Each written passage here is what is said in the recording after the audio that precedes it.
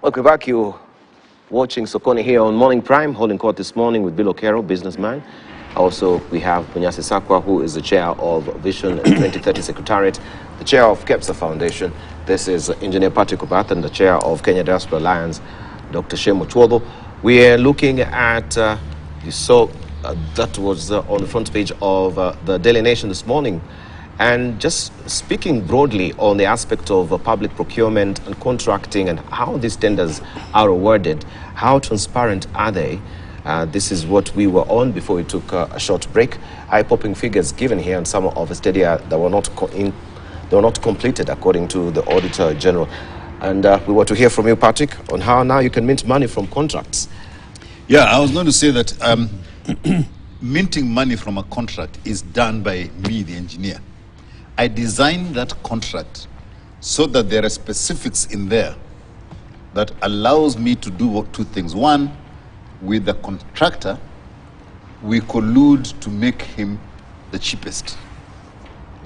Right? So by the way you design the contract and they have knowledge of what you know, they can underquote in areas that are unlikely to be called up, and they overquote on the areas that people think are unlikely.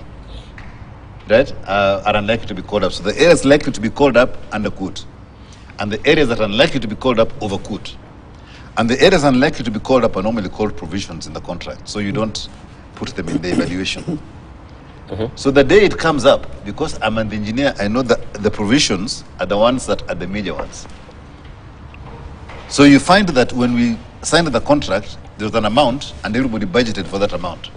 So you found the county government budgets, everybody budgets for that amount. But when you start doing it, you find that there are cost overruns because we underestimated the quantity of these overpriced items. So you sign the bill of quantities because they are correct according to the contract, but they are overpriced. And very quickly you run out of budget. And then that project stalls. Who has made the money? The contractors made the money and I've got my cut. Completely above board because the contract is being followed to the letter. But the way, as Engineer Patrick Obath, I designed that contract, it was to extract money. Now, who is going to supervise the engineer to make sure that they don't do that? Because they are the subject matter experts in that particular thing. And that is where, in reality, the beginning of contract corruption starts. There are the others that... so this is the technical provision? This is just the design of the contract.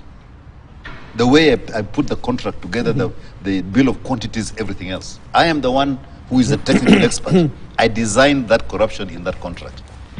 And Dibali is a procurement manager, knows nothing about engineering. He can't challenge it. So the procurement manager does his job and make sure that the procurement is done properly. But behind that, I'm sitting waiting for the and I don't interfere in the procurement process because I know who's going to win right from day one. And that is how you design it.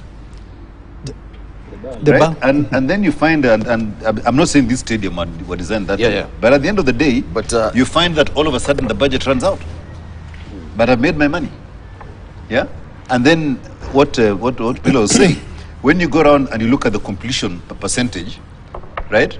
The completion has not reached there because you spend so much money on stuff that would have been at 45%. But the amount you spent should say 45% on the ground, but it was not for what it was intended. So it's a very sneaky way of corruption. But everything, when you look at all the paperwork, everything that was signed off is correct. But because of what I designed in day one on that contract, money will always, I will make my money. And this is what we were raising and with Bilo here. Yeah. In case there is variation, even from those provisions that you underquoted now, it happens now that that is not the market value. You need to... It's not a variation. What has happened here is that the quantities of what was going to be there, I'm using a different part of the contract, which has got a higher cost, right? So you don't, the variation is when the quantity has got to be changed or something like that. So here you have a contract variation because money has run out. And these quantities are no longer the full quantities that you had in, at the beginning. But I have cleverly designed it that way. So variations will happen. The bulk. Yeah. It's a very, very simple way of making money. And I wish I was I had that kind of heart. I wouldn't be, I wouldn't be sitting with you guys around this place. I'd be somewhere else. Because that is how we make money. I think one point... It reminds me of Enron and the smartest men in the room. Remember? Right. One point Patrick is making that's true and maybe cuts across board is that corruption normally gets designed with the budgeting phase. This even goes with the case of the national budget. So it starts pretty early. People already know what they are targeting. But having said that, the BAL, there is the issue of procurement plan. When we talk of variation, when we talk of mobilization and so on, sometimes maybe government institutions get into projects without proper procurement plan. And an engineer like Patrick would confirm to you that once a contractor mobilizes to site, if funds run out at some point, to demobilize and remobilize, sometimes it's extremely costly affair. So it's always very good that when you are going for a major project, that there's a proper procurement plan, you've already known by what time, and the cash flows can support that entire process flawlessly. This problem is even worse in the case of IT, where there are invisible products, where people can sell you anything at any price. You may find a software that should cost 1,000 shillings being sold for 100,000 shillings or even 1,000,000 shillings. To an unsuspecting customer, you have no way, literally, if you are not tech savvy, of knowing whether that's right or not. We are aware, as part of the Informatician Society of Kenya, of major banks that pay 2 billion shillings for systems or for services or for requirements that can be met by systems that are worth 200 million shillings. Meaning it's, I don't know whether it's 100 times more expensive, because instead of, why pay 2 billion when 200 million can do it? Ultimately, this is passed on to the consumers. And of course, a number of the financial institutions are still very, very profitable. So the IT systems, I think, is a major area where if there was to be prudence in management of public resources, and in this regard, allow me to bring in the experience of Singapore and to an extent Malaysia. Singapore had this concept of MPH, merit. And merit is key, and I think Mheshimiwa Bila was talking about this.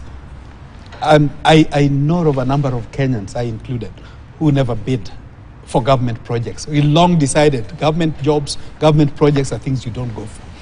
Because some of them, the winner is already known even before the tender is called out. Is there merit in that? Certainly not. If you already know the winner before you even call out the tender. So if we want to transform Kenya, maybe that rule book that Lee Kwenu used of MPH, merit, pragmatism, and honesty, that true north.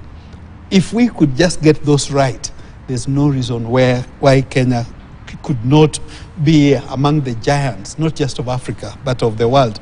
But otherwise, in terms of the projects that are done, I think it's normally, before I choose not to be judgmental, the Bible kind of discourages being judgmental. One needs to look at the fine prints to get to know was there a case of mobilizing and demobilizing, because that can escalate the cost of a project. But when you find a project costing 3-4 times what it should be, then clearly there must be some monkey business. That's what I would say. I got a quick one. How do you fix this? I think the diagnosis is quite clear. The comment has been made. Maybe we should use, I have two suggestions. One, can we use the trade or professional associations a bit more upstream in terms of doing the risk assessment? one of the risk factors in such projects is an inbuilt excess fat that will be, just collected, like Mr. Bath had explained. That's one possible option.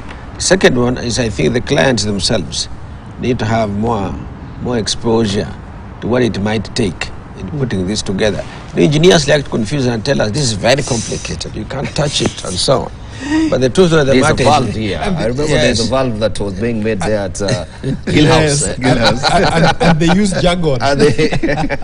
but the bottom line is that corruption is budgeted for, like it was said about Kenya. Lastly, I think we really must strengthen the institution of the Office of Auditor General. Not only strengthen them, but also oversight them, because they also have got their own issues in relation to this. But be it as it may, I think they are the ones who, as you remember when Dr. Oko was Auditor General, when he even mentioned how much money we were at risk of losing, people doubted him. They said, no, it can't be. Have you checked? Have you done this? Because it's so huge, it is incredulous. But that is really the reality, because it's being put in ways that on the face of it you don't see it, but it's actually right there in front of your own eyes. Right, thank you. Bilo, I'd asked you that particular issue of governance now, especially the contracting, being penalized 5 million shillings when they cross the deadline of the payment to the contractors. In regard to the pending bills, that thing will not work. It will not work. Look, the headlines. You have not paid counties money. You have not transferred money to counties. So how are you going to penalize anyone? They don't have money. They can't even pay salaries. So I think some of these things are just for PR, really. In terms of implementation, they won't implement. Can't be. There's no way government, the National Treasury would penalize a county because they did not pay, when Treasury knows it's unable to make these commitments as required by law to the county. So I think this is just some PR. I don't think it's going to be effective. Unless, of course, privately people take action. But the government now, Treasury has so much powers, by the way, to deal with counties, which people don't know. But they can't, because of the fact that they themselves have certain failures, particularly in terms of transferring the money to the counties as required by law without delay. They are not doing. And it's not because there's no money, by the way. When the budgets are done and approved by Parliament, everything in this budget has been catered for in the budget. So where did the money go? They'll tell you, revenues. Revenues underperformed by, the figures are not 20, 30 billion only. But when you have counties not being paid 100 billion, it has nothing to do with revenue collection. So people have diverted money to other projects. And quite often, Treasury is notorious for approving payments that have not been authorized by Parliament. And then just coming with documents later and saying, can you regularize this for us? So I think I think Parliament also has a significant role in all this chaos, because nothing happens with regards to funding, both the budget and its execution, implementation, without the authority of Parliament. The way we drafted this constitution and the Public Finance Management Act, Parliament has a huge role in determining how money is going to be spent. So when you just focus on your CDF only and say we want our money released, but you're not bothered about what happens to all other departments, civil service, so tiny. I'm told offices in the ministries have grounded to a halt. There's no even paper, there's no pen, nothing being allocated to. There's no exchequer release offices. Forget about counties, even in ministries. So the priorities have changed. It's the Treasury has become, from what we hear, money is released on the basis of political, is it patronage or whatever, other expediencies. Other expediencies. So you can get some 2-3 billion, but some critical institutions will not get money. So this is chaos. You can't run a government this way. Indeed. So, and we see when we have this cash crunch, I should say, we have the Salaries and Remuneration Commission, who still wants to up the ante and, of course, also give more perks to the civil servants. There's no money. We tend to wonder, then, where is this going? Senators, I think also governors still wanting the revenue share increased to around 417 billion shillings? 470 billion shillings. And we still don't have money. Are they being realistic? Because I think this is not the first time that the National Treasury has spoken very volubly on the fact that there is no money. Certain things are constitutional. that I've always argued for the issue of county governments. These are constitutional because they are functions which have been devolved to counties, and they must be funded. There's no way you can devolve functions and then you say, no, I don't have money, I don't want to give you. But the reality is, the way we are doing planning. In the old days, we had Treasury used to be called the Ministry of Planning. And don't be distracted with it. We'll sort it out. Planning and National Treasury. Those days, planning was critical aspect of all these things. So without that, you cannot allocate resources. But I think where we are spending money, you go for a visit to Patrick's constituency and you tell Patrick, what projects do you guys want? Yeah. And we give a wish list. This one gives his wish list. So we are no longer. So this is where the problem is in our government. We are always allocating resources or spending money on other bases other than what has been planned for, and this is where the problem is. That's why there's no exchequer. Otherwise, Treasury receives the money from KRA. If the plan was to collect 2 trillion, they collect 2 trillion plus or minus 70-30 billion. So the issue is not about revenue. It's about the way they disperse the exchequer. That's where the problem is. But I think it's not only that, but it's also the nature of the expenditure. Right? We've always said that the cost of government is very high. There has to be some fat trimmed out of the whole area of government. If you look at any private sector corporation, when you're cash strapped, what do you look at? You look at your operational costs. Correct. Right? And that's what you cut out.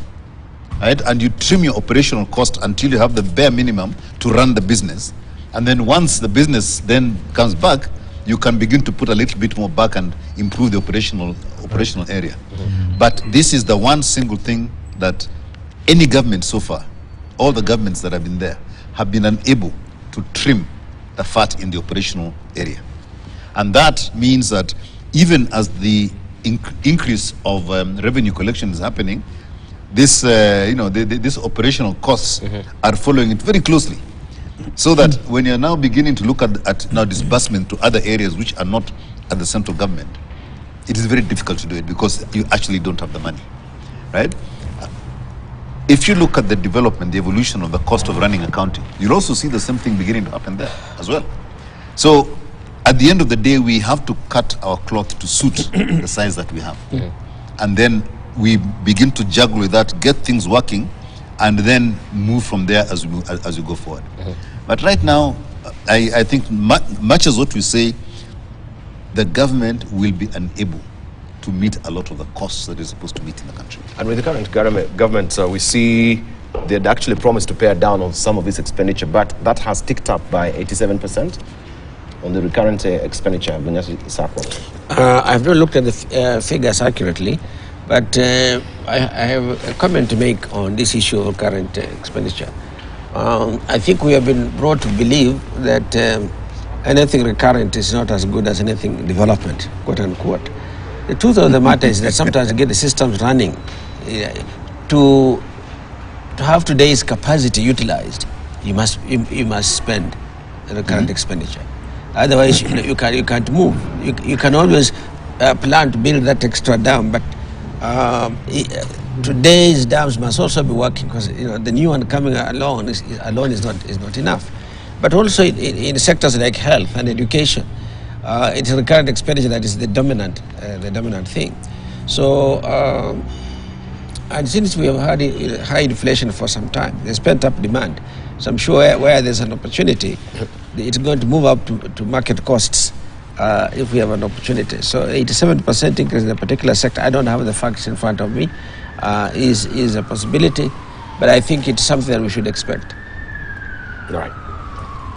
Shemochol, briefly, we'll wind up on it and we look at the tax regime right now. Yeah, along with it, obviously, talking of the economic situation, one of the Azimio's irreducible minimum talks of reducing cost of living and, of course, creating jobs. I think in this particular regard, and I fully agree with colleagues who talk of cost containment. I think managing our costs, obviously on this table, a number of us have said, have registered reservation about do we need 50 CSS at this point? Probably not. Do we need to think of salary increments at this point for public civil servants? Probably not, because the situation that we are in, it's like we're already in a hole. You don't want to dig any further. The issue of public debt, I think that's a major area where we have a big problem, because if I'm not mistaken, probably as much as 60% of our budget goes into servicing public debt. I think renegotiating some of those debts should be considered as major government priority, in the same manner as we should be looking into, I think there is turbulence that we probably, I don't know whether to call it take advantage of, the de-dollarization of global trading, so that the currencies also take center stage, and being able to trade in other commodities and other currencies, or in terms of goods, rather than strictly in dollar terms. In fact, one thing that seems to be emerging is, and we've been looking at some figures from CBK, Uganda has for the first time overtaken both South Africa and Tanzania as remittance sources for Kenya. One of the reasons perhaps is because the Uganda shilling is 35% stronger than it was compared to the Kenya shilling then. But probably in this case, being our major trading partners, do we have to trade in dollar terms, or should we find other ways to do that? Finally, in this regard, I cannot reiterate enough a point that Kiprono Kitonyi chairman has always talked about. We need a national conversation on economics, separate from the politics, just to address this issue. I do know that the government has been given notice that bring prices down within a certain period of time, but in reality, I don't think it's possible unless we have that conversation in economic conference. All right, thank you. All right, last week we had the president speaking in regard to the tax regime here in the country. Well, he was holding court with the U.S. delegates, at Echo Hotel, and he made pronouncement regarding also tax returns and tax policy. Let's just listen in to some of them, and then, of course, we'll delve deeper into it. Private sector players make long-term investment decisions in an environment with predictable policies, among them tax policies. My administration is finalizing a new tax policy guideline that have gone through various stakeholder consultations, including inputs from AmCham. This policy that will enhance transparency in our tax regime will take effect by June 2023, that is this year, and it will be in place for a minimum of 3 years, at least. We're doing this so that you can make your investment decisions knowing exactly how the tax regime will look for the next 3 years. The growth of digital commerce has forced many countries to impose digital service tax measures on income derived in their tax jurisdictions. Kenya has also done the same. But following discussions with players in this sector, we have made a commitment to review this tax regime and align it with a two-pillar solution currently being developed by the Organization for Economic Cooperation and Development, which is an inclusive framework. The framework will guide the taxation of digital commerce transactions going forward once the negotiations are complete.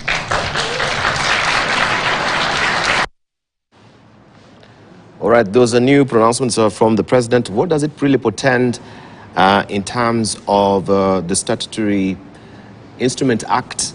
And we were seeing also from the KRA regarding the excise duty, because there was this notice that they'd given that kindly note that the excise stamp fees have been revised as provided in legal notice number 30 of 2023, titled the excise duty, that is accessible goods management system, excise duty amendment regulations 2023, with effect from 31st March 2023.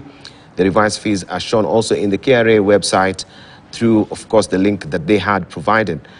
And the question that was coming to to the fore, Bunyasi Sakwa, let me just begin with you first of all, is that should this not really be passed for approval through in Parliament, looking at the Statutory Instrument Act that we currently have? Well, I think in many cases the executive can initiate this, and then Parliament would add its voice to it. Parliament could, in theory, also initiate such changes, and the executive would have to concur, or there would be some negotiation and tussle. But the excise duties, particularly downwards, they can be reported to Parliament after the decision has been taken. Upwards, normally you need to get that checked out with Parliament prior to pronouncing it. So I do not think that there was any lacuna on the part of government by the kind of things that the president was promising that he was going to do. He did, for example, reduce excise duty on some aspect of telephone communications. I don't know if it was on data or on what it was, a little bit, but I think there are other increases that have consumed it. So when there are decreases, it's not usually they've taken the time to do it in advance, but where there are increases, they probably would have had it hidden in the finance law, and it's just being picked up for implementation later. People don't pay attention because finance law is complicated, it's big, until the time comes and you find, oops, that's what was passed. And so the president is simply implementing it within that framework. Bill Okero, that pronouncement, and I think also for the VAT pending bills, I think he said if, of course, you're not refunded your VAT, then on your tax returns, that can actually be compensated when you're filing your tax returns. So we can actually speak broadly entirely on what also the president said, and in regard to the excess stamp as well. Yeah, I think the question of predictability of taxes or taxation policy is a very important one in this country. The last few years, and I want to say this for the record, the last 3 years, a lot of changes have been done on the taxation policies because of the cash crunch government has faced.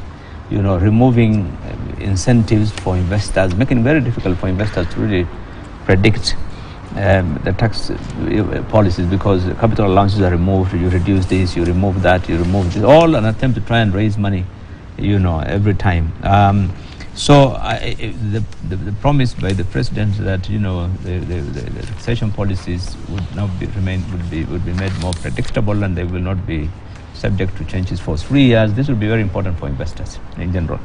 The second point is that the only Parliament has the power or authority to impose tax or to waive a tax.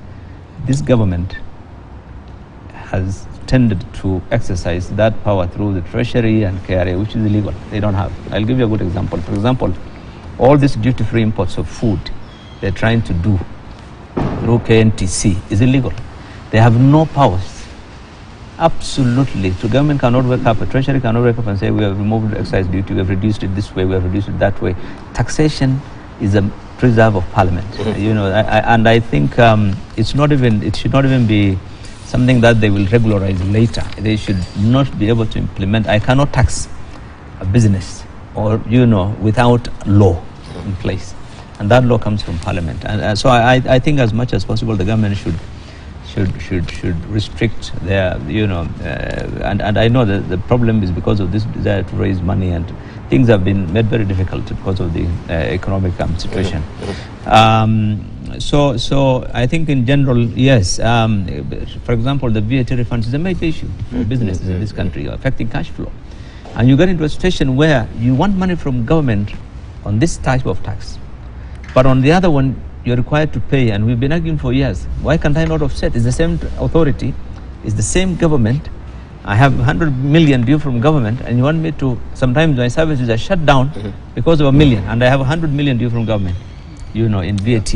But because I have not done some small payment of a payee, or as one of the small payments. So I think that is important to try and have that ability to offset taxes across the various types of taxes which are. This is critical for cash flow, because government, once money goes to Treasury, to try and get a refund for VAT. With all those challenges you're seeing, priorities, who will make a refund to Patrick? They will rather send the money to some stadium to be completed. But I think the issue of tax certainty, I think, is a great thing. I think it needs to go one stage further. This is good that whatever happens here will be there for 3 years. That's the promise that has happened. But for investors to plan and businesses to plan, what I need to do is to say, this is my tax policy and these are the taxes you're going to expect. Now, tax number this, when it's passed here, will kick in 2 years' time, and in 3 years' time, and so forth. Which means, as a businessman, if I have got loans, I've got whatever it is, I have the time to go and renegotiate. Yeah, if they are going to have an impact on my business, I am able to renegotiate, so that by the time that change kicks in, my business is ready to deal with it. Yeah. Yes. So this whole area of saying it's going to happen at this time, and it happens, and it's going to be held for another 4 years, and beyond that, so every time something is going to happen, you are warned in advance as a business or as an investor, and you know what to do and repurchase your loans. I mean, imagine in the old days of when the IPPs were running, yeah, and all of a sudden you change the rate in the electrical tariff, yeah. The IPP person who had negotiated a 20-year loan, right, and you expect him that the following day he's going to start changing his business, it will be difficult. So he will need to go back to his funders, negotiate and do whatever it is, and within it may take him a year to renegotiate, but in that time his cash flow is affected. Yeah, his cash flow is affected. So this tax certainty is good. Yes, this is help for the next 3 years, but let us also plan so that I know that in 2 years or 3 years, this tax is going to hit me.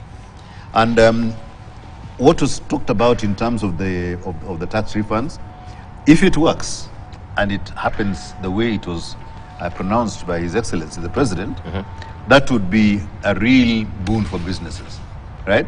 Says if it is all okay, you must get your tax within 6 months, your refunds within 6 months. If you have not got it after 6 months, you are allowed to offset it against any tax that is there. Now that is the bit that we'd like to see happening. Yeah, that has been heard several times. A lot of times in the past they say, yeah, we'll allow you to offset. And I hope that the people in the system are fully seized of that and that they'll make it happen. Because if that happens, I can tell you a lot of businesses are really going to start flying. Because the amount of money that is held in unclaimed refunds or of refunds that have not been paid out is huge. Yeah. I wanted just to also latch on the issue of the digital service tax, because we had the president also announcing that multinationals will be exempted on the digital service tax. The balloon digital tax. The tax, yes. The excise duty that's intended to be reduced on some of the digital services, for me, is welcome, because going digital is the way forward. I think when some of the new digital taxes were introduced or even increased, obviously those of us in that sector raised voices not supportive, because it's like this an egg that lays a goose that lays the golden egg. That's very promising for this country. Of course, with a light touch, we do know that the Silicon Valley Bank has gone under. That was really for supporting startups. But that notwithstanding, the area of ICT and the prospects for creating jobs for young people in this country needs no gainsaying. So any reduction would be looked at as an incentive to promote the sector. In terms of multinationals, for example, the taxis with the hauling apps, and even firms that do business but they don't have a physical presence. I like the idea of the two-pillar framework that would require that, if monies are being paid by Kenyans, even if that company is offshore, but Kenyans are paying for that service, I think it's only fair that you give to Kaiser what's Kaiser's. But maybe even in addition to the two-pillar framework, what I would encourage government to look more into is although it's almost similar to the two-pillar framework, but it's a little more detailed, bilateral agreements. Why, particularly given our good relation with the USA, and considering that the bulk of our remittances come from the USA, 60% thereabouts. I don't know why it's taken long for us to have a bilateral trade agreement. What does this translate to? As an author, for example, with content on Amazon, as a Kenyan author, I pay the IRS, the US tax body authority, 30% anytime that my content is bought. And you say this is basically just a website. Why is that country earning 30% of my sweat and my country is getting nothing out of it? On the other hand, an Australian author, same content, pays only 5%, okay? Because Australia and the USA have got a bilateral trade agreement. In the case of Kenya, I wouldn't have minded if this 30%, half of it was coming to KRA. But because Kenya and US don't have a bilateral agreement, I'm just using one example. What I would want to encourage government to look into, and I know Foreign Affairs has in the past worked on some bilateral trade agreements. I think all our major trading partners and destinations, we need to have trade agreements. But otherwise, in terms of taxing for promotion of e-commerce and online trading, that's the way for the future. I'm even happier when I see products like My Big Order, mybigorder.com. It's Kenya's answer to Amazon. It's Kenya's answer to I forget the Chinese name. Alibaba. Because one would expect that Alibaba's main goal is how do we promote the sale of Chinese products to the world. My Big Order, on the other hand, is how do we promote sale of Kenyan products among Kenyans, but also push them out to the world. And I think any effort that government can make to promote such is a good win. Of course, we may not have a time to talk about the digital voting. But I thought also we had a free trade agreement with Donald Trump at the chagrin of East African members of the community that we did not really consult. You're right. So when you talk about bilateral... Incidentally, we've been in informal conversation with the PS of Trade, Mr. Kumbudo. I do know there have been shuttle movements between US and here, and conversations are ongoing. I would want to believe that during the AmCham, the American Chamber Summit, that was being shown where the president was, that some of this happened. Yes, so it's something that's happening. The only appeal is the diasporas, particularly in the US, are saying, look, we want to be very much a part of this conversation because we belong to the two worlds. Many of them are citizens of both countries, and they have loyalties and interests on both sides, and they understand the intrigues. So this is part of the only beef I have when President says, for example, that this tax policy has gone through public participation, because one will say before it goes to Parliament, it goes to public participation. But definitely I can say it hasn't gone through diaspora public participation, and we very often forget them. Yes, they are our major economic contributor. Thank you. Talking of the hustler, because it seems the government, in a bit to also just expand its tax net, is now focusing on businesses such as photocopy, tailoring, and photography studios. We have Kenya Bureau of Standards, which is moving to enforce a decade-old levy, as you know it, under the Standard Levy Amendment Order 1999. That each manufacturer is liable to pay the Bureau of Standards a monthly levy recoverable at source at the rate of 0.2% of the ex-factory price of products manufactured in a month, but excluding value-added tax and discounts. What does this really portend for the small businesses as well? I think, first of all, everybody has to pay taxes whenever there's going to be a positive value addition. But what I can see in respect of the examples that you've just spoken about is increased documentation. It's going to take them, it's going to cost them an arm and a leg to keep documents such that you can track back what these numbers should actually read at the factory floor or ex-factory gate and so on. And that's cumbersome. There have been complaints in other parts of the world that the documentation required to demonstrate that you are compliant can be quite heavy. And it does cost money and does slow down things because you're dealing with the bureaucracy. But I think we're just getting used to the fact that the KRA will get right onto your dining table and into your bedroom irrespective of our 360 degrees around our lives. It's uncomfortable. But the truth is that that photocopying person in Nambado or someplace may be making money and contributing also, should also contribute a bit to the tax demand. But will they have the capacity to say how much should it be that I should remit? Therefore, you have to know your accounts clearly, how much did I already pay through value-added tax, what's the balance? This is going to be a lot of documentation. And when they can't do it, it will be generalized. They'll say we shall assume it is some such percentage, which may be overtaxing, particularly the small ones. Below. I have serious reservations about this issue because for a long time I've argued that it doesn't make sense to tax everyone in this country. It doesn't. I think in many countries that I know, tax has a threshold. You cannot just tax any level of income.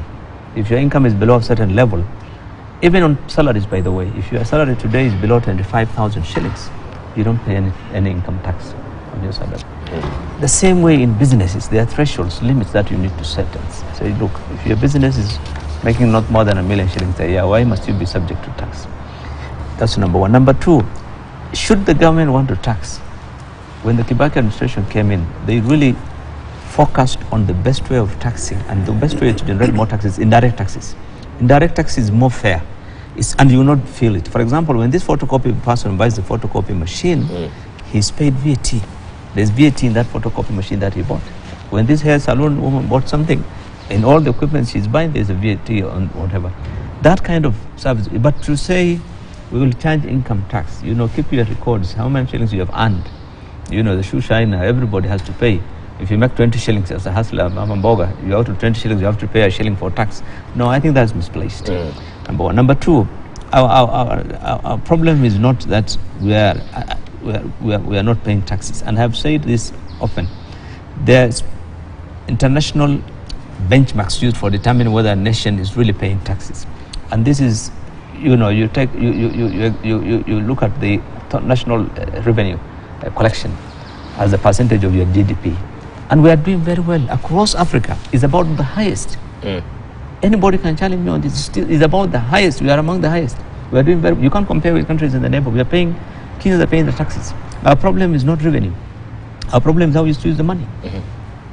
Our problem is always so you don't have to harass people trying to make a living. You run a country where half the population is living below the poverty line. They can't put bread on the table. People can't pay school fees. People are dying of starvation, and you're talking about how to tax them.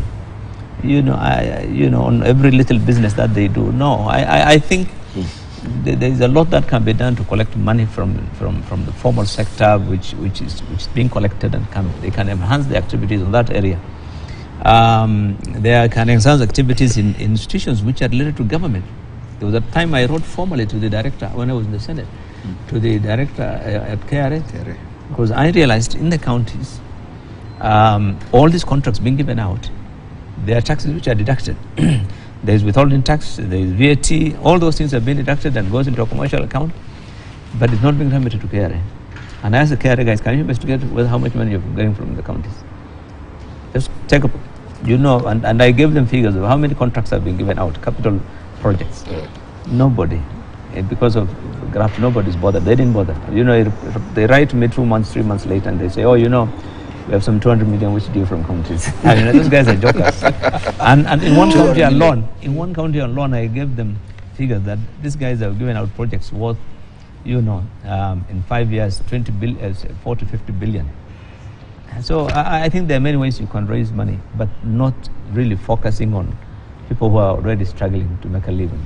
No, I think government is supposed to do the opposite. Many governments are assisting the people who are at that level by giving them finance to try, and this is the hustler kind of finance, to give them money so they can develop their business. And you see, but I think taxing them will be putting the cart before the horse. Yeah, so you're financing the hustler and you're taxing them at the same time. Precisely, the excise stamp, this has become a cash cow, when all it was intended was to be able to track the level of production and also to stop counterfeit. That was the original intention of this stamp, Excise stamp. right? Excise stamp. And I think everybody supported it because it had a very good intention. But when you're now increasing it, the value of that excise stamp, you are taxing people indirectly through something that was purely administrative. Yeah, and that is not right. Yeah, you're increasing the price of a bottle of water to a hustler. Yeah, and you are not adding any value to the whole system, right? And I mean, manufacturers therefore means that anybody who's doing any stuff in terms of manufacturing, you are going to have to pay for that thing, hold it, and then you hope that you'll get it back from the sales. So working capital again is being compromised within an operating organization. And when you look at all this and you begin to say, is it worth doing business in this country? Because of all these things that are all of a sudden just being thrown in and destabilizing the business, right? That excise stamp, I think it's something for me is a personal gripe, because I don't see the point of increasing the value of that stamp, right? If you can be a lot more agile in making sure that it is used and you're able to collect your excess duty on the drink or whatever it is, and so forth and so on. Yeah, that stamp should not in itself be a way of raising revenue. You see that KEBS thing? Yes. That KEBS thing is the standard levy order misplaced. Yeah. I mean, I went through it. It's madness. My company, we had to pay some 2 or 3 million, or about 3-4 million last week because of that demand.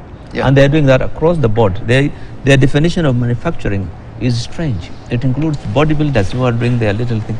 Hair salon, a tailor is manufacturing. I mean, honestly. And KEBS has a tailor. Doesn't have, there's nothing about standards of KEBS involvement. And you're supposed to pay, so you've seen that list, it's crazy. Bodybuilder is supposed to have that making things KEBS stamp. difficult for people to do business in the country. I agree with you. Yeah, I mean, KEBS is a standards body. It should be funded 100% by the government. Yeah. And the only time Patrick Obath should pay anything to KEBS is when I actually do not comply. Then they should drop down on me like a ton of bricks, right? But if I'm complying, they should come around, they should check, right? And only in areas where there is a standard. And I agree, is there a KEBS standard for a bodybuilder? When that happens, I'd really love to see what that standard looks like. It really appears, the government actually is in a very desperate situation right now to actually get money from whatever source it can. I think I go with a balance. There has to be a balance on both sides, but obviously getting money from whatever source, however we get it, definitely is not a good way to run government. But in terms of increasing the tax bracket, I think few would have issues with that. It's only to what level do we increase it? And maybe that's why I'm saying there needs to be a balance. If you're going to start taxing a mama mboga who earns maybe 1,000 shillings in a week, obviously then that becomes problematic. Maybe unlike Mheshimiwa Bilo, if somebody is earning 1 million shillings in a year or in a month and so on, I think taxing a bit of that is not any harm. And as long as the tax is not punitive, getting a little bit, even if it's only 1.5% of that, particularly if that 1 million is net profit. So increasing the tax bracket is something I fully support, but doing it in such a measured manner that, particularly for an administration that was a bottoms up, that really ran on a platform of supporting those very lowly, the very bottom of the pyramid. But having said that, technology, maybe this is where technology comes in. Because if you're going to do paperwork, it becomes a nightmare. But a lot of this information could be available at fingertips. If we assisted those mama mbogas to get onto technology, you would not only be improving on tax administration, but you'd also be helping them to access markets. Because if a mama mboga is able to access have a website, for example, may be able to sell their products beyond our borders. So I think digitization, this needs to go hand in hand with getting facts and knowing even those mamambogas, even if whether or not we tax them, is something that a government should be doing, because that's the only time that we can be accurate in estimating our GDP. But for now, where most of it, partly because of fear of the bulkiness of documentation, we don't have that. I really think that digitization should be a priority. All right. But a quick one. Allow us just to take a short break. Bwana Bunyasi, then we circle back, of course, with you, and we wind up on the taxation beat. We look also at the telco sector with the latest development. Talking of tax, also Telcom will receive zero amount of tax from that particular deal of the buyback. So we'll take a short break. We circle back with that and more. Don't go away. You're watching Sokoni.